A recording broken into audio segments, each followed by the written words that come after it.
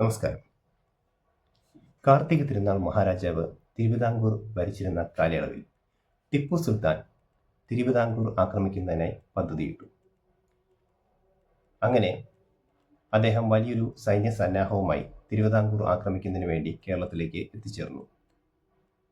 വഴിയിൽ പല ആക്രമണങ്ങളും നടത്തി അങ്ങനെ മുന്നേറി അദ്ദേഹം തൃശ്ശൂർ വരെ 1789 ഡിസംബർ 14 തൃശ്ശൂർ വരെ അദ്ദേഹം എത്തി. അതിനുശേഷം അവിടുന്ന് മുന്നേറി അദ്ദേഹം ഇന്ന് ചാലക്കുടി പ്രദേശത്ത് നേരത്തെ നെടുങ്കോട്ട എന്ന് പറയുന്ന ഒരു വൻമതിൽ സംവിധാനം ഉണ്ടായിരുന്നു. അവിടെ വരെ അദ്ദേഹം എത്തുകയും 1789 ഡിസംബർ 29 അവിടെ എത്തി അദ്ദേഹം വിശ്രമിക്കുകയും ചെയ്തു. അതിനപ്പുറത്തുണ്ടായിരുന്ന തിരുവിതാംകൂർ സൈന്യത്തെ അദ്ദേഹം ആക്രമിച്ച് കീഴ്പ്പെടുത്തി. നെടുങ്കോട്ട എന്ന് പറയുന്ന സംവിധാനം 1764 അന്നത്തെ തിരുവിതാംകൂർ മഹാരാജാവായിരുന്ന കാർത്തിക തിരുനാളിൻ്റെ നിർദ്ദേശമനുസരിച്ച് ക്യാപ്റ്റൻ ഡിലനോയി ആയിരുന്നു നേതൃത്വം കൊടുത്ത് നിർമ്മിച്ചത്. ഈ സംവിധാനം എന്ന് പറയുന്നത് ഒരു വൻമതിൽ പോലെ ഏകദേശം ചാലക്കുടിയുടെ പടിഞ്ഞാറൻ മേഖലയിൽ നിന്നും കിഴക്കോട്ട് 48 കിലോമീറ്റർ നീളത്തിലും അതുപോലെ തന്നെ 20 അടി വീതിയിലും 12 അടി ഉയരത്തിലുമുള്ള ഒരു വൻമതിൽ പോലെയുള്ള ഒരു സംവിധാനമായിരുന്നു ഈ നെടുങ്കോട്ട എന്ന് പറയുന്നത്. വടക്കൻ മേഖലയിൽ നിന്നുള്ള ആക്രമണങ്ങളെയും അതുപോലെ ചെറുത്തു നിൽക്കുന്നതിന് വേണ്ടിയിട്ട് ആയിരുന്നു തിരുവിതാംകൂറിന് വേണ്ടിയിട്ട് ഈ നെടുങ്കോട്ട എന്ന് പറയുന്ന സംവിധാനം അന്ന് ചെയ്തത്. 1789 ഡിസംബർ 29 തൻ്റെ ആക്രമണ പരമ്പര തുടർന്ന് നെടുങ്കോട്ട കീഴടക്കി ടിപ്പു സുൽത്താൻ അർദ്ധരാത്രിയോടുകൂടി വിശ്രമിക്കുകയായിരുന്നു. നെടുങ്കോട്ടയ്ക്ക് ചുറ്റും കിടങ്ങുകളും ഉണ്ടായിരുന്നു. ഇന്ന് ചാലക്കുടി താലൂക്കിലുള്ള മുകുന്ദപുരം, ചേറ്റുവ, കൊടകര, ചാലക്കുടി, മുള്ളൂർക്കര, എണമനയ്ക്കൽ, കരിക്കോട് തുടങ്ങിയ സ്ഥലങ്ങളിലൂടെയായിരുന്നു നെടുങ്കോട്ട കടന്നുപോയിരുന്നത്. 1789 ഡിസംബർ 29 നെടുങ്കോട്ട ടിപ്പു സുൽത്താൻ കീഴടക്കി. എതിർത്തു നിന്ന തിരുവിതാംകൂർ സൈന്യത്തെ ടിപ്പുവിൻ്റെ സൈന്യം അനായാസം തുരുത്തി ഓടിച്ചു.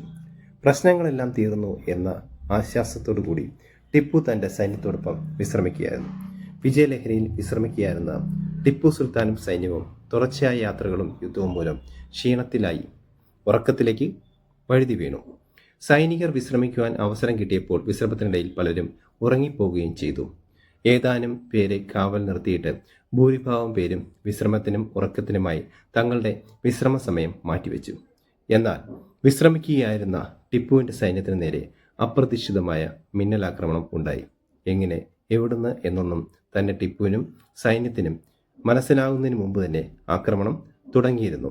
അപ്രതീക്ഷിതമായ ഈ ആക്രമണത്തിൽ ടിപ്പു സുൽത്താനും അദ്ദേഹത്തിൻ്റെ സൈന്യവും പതറിപ്പോയി. ഇത് ഒരു ധീരനായ യുവാവിൻ്റെ നേതൃത്വത്തിൽ കേവലം 20 പേരടങ്ങുന്ന ഒരു സൈന്യത്തിൻ്റെ മിന്നലാക്രമണം ആയിരുന്നു. ആ സൈന്യത്തെ മുൻപിൽ നിന്ന് നയിച്ച ധീരയോദ്ധാവ് വൈക്കം പത്മനാഭപിള്ളയായിരുന്നു. ടിപ്പുവിൻ്റെ മുൻപിൽ പ്രത്യക്ഷപ്പെട്ട പത്മനാഭപിള്ളയും സൈന്യവും മിന്നൽ പിണർ കണക്കെ ആക്രമണം നടത്തി. ടിപ്പു സുൽത്താൻ എന്ന പരിചയസമ്പന്നനായ യുദ്ധവീരൻ ഈ ആക്രമണത്തിൽ പതറിപ്പോയിരുന്നു. പെട്ടെന്നുണ്ടായ ആക്രമണത്തിൽ പകച്ചു എങ്കിലും പരിചയസമ്പന്നനായ ടിപ്പു കുതിരപ്പുറത്തേറി ആക്രമണത്തെ നേരിടുവാൻ തുടങ്ങി. പക്ഷേ കുതിരപ്പുറത്ത് കയറി ആക്രമണത്തെ ചെറുക്കുവാൻ ടിപ്പു ശ്രമിച്ചു. എന്നാൽ പരിചയസമ്പന്നനായ യുദ്ധവീരന് നേരെ പത്മനാഭപിള്ള പാഞ്ഞെടുത്തു. തനിക്ക് നേരെ പാഞ്ഞെടുത്ത കരുത്തനായ യോദ്ധാവിനെ മിന്നൽ പിണർ പോലെ ടിപ്പു കണ്ടത് മാത്രമേയുള്ളൂ. പേരുകേട്ട യുദ്ധവീരനെ പത്മനാഭപിള്ള ആഞ്ഞുവെട്ടി ഒഴിഞ്ഞു മാറുവാൻ ശ്രമിച്ചുവെങ്കിലും പത്മനാഭപിള്ളയുടെ മിന്നൽ പിണർ കണക്കെയുള്ള ആക്രമണത്തിൽ ടിപ്പുവിൻ്റെ വലത് കാൽമുട്ടിന് വെട്ടുകൊണ്ട് ടിപ്പു സുൽത്താൻ താഴെ വീണു. ടിപ്പു വീഴുന്നത് കണ്ട് ആക്രമണത്തെ ചെറുക്കാൻ ശ്രമിച്ച കമറുദ്ദീൻ ഖാൻ അവിടേക്ക് പാഞ്ഞെടുത്തു. കമറുദ്ദീൻ ഖാൻ തൻ്റെ മുന്നിൽ ആ ധീരയോദ്ധാവിനെ എതിർക്കുവാൻ ശ്രമിച്ചു. പത്മനാഭപിള്ള അദ്ദേഹത്തെയും വെട്ടിവീഴ്ത്തി. പത്മനാഭപിള്ള ടിപ്പുവിൻ്റെ വാളും ചുരികയും കിരീടവും അരപ്പട്ടയും കൈക്കലാക്കുന്നു. മുറിവേറ്റ് കിടന്ന ടിപ്പുവിന് ഇതെല്ലാം വേദനയോടെ നോക്കി കിടക്കുവാൻ മാത്രമേ കഴിഞ്ഞുള്ളൂ. അതിനുശേഷം പത്മനാഭപിള്ളയും സംഘവും കോട്ടയ്ക്ക് പുറത്ത് കടക്കുകയും അവിടെ തയ്യാറാക്കി നിർത്തിയിരുന്ന കുതിരപ്പുറത്തേറി പോവുകയും ചെയ്തു. തിരുവിതാംകൂറിൻ്റെ കരുത്ത് ടിപ്പു സുൽത്താൻ അറിഞ്ഞു. മുറിവേറ്റ് പരാജിതനായ മനസ്സുമായി മറ്റു മാർഗങ്ങളൊന്നുമില്ലാതെ ടിപ്പു സുൽത്താൻ മൈസൂരിലേക്ക് മടങ്ങി. ധീരതയുടെ പ്രതീകമായി കൊട്ടാരം ലക്ഷ്യമാക്കി വൈക്കം പത്മനാഭപിള്ള ശരവേഗത്തിൽ പാഞ്ഞു. കേവലം 22 വയസ്സ് മാത്രം പ്രായമുള്ള വൈക്കം പത്മനാഭ പിള്ളയെ സംബന്ധിച്ചിടത്തോളം മഹാരാജാവ് ആദ്യമായി ഏൽപ്പിച്ച ദൗത്യത്തിൽ തൻ്റെ സാമർത്ഥ്യം തെളിയിക്കുവാൻ കഴിഞ്ഞു. ഇത് ഒന്നാം നെടുങ്കോട്ട യുദ്ധം എന്ന് അറിയപ്പെടുന്നു. ഞാൻ എഴുതിയ ധീരപുത്രർ എന്ന മലയാളം ഗ്രന്ഥത്തിലും അതുപോലെ തന്നെ ദ ഗ്രേറ്റ് വാരിയർ എന്ന ഇംഗ്ലീഷ് ഗ്രന്ഥത്തിലും വൈക്കം പത്മനാഭപിള്ളയുടെ ജീവചരിത്രം ആധികാരികമായി വിവരിച്ചിട്ടുണ്ട്. ഇത് ആമസോണിലും ഗൂഗിളിലും അവൈലബിൾ ആണ്.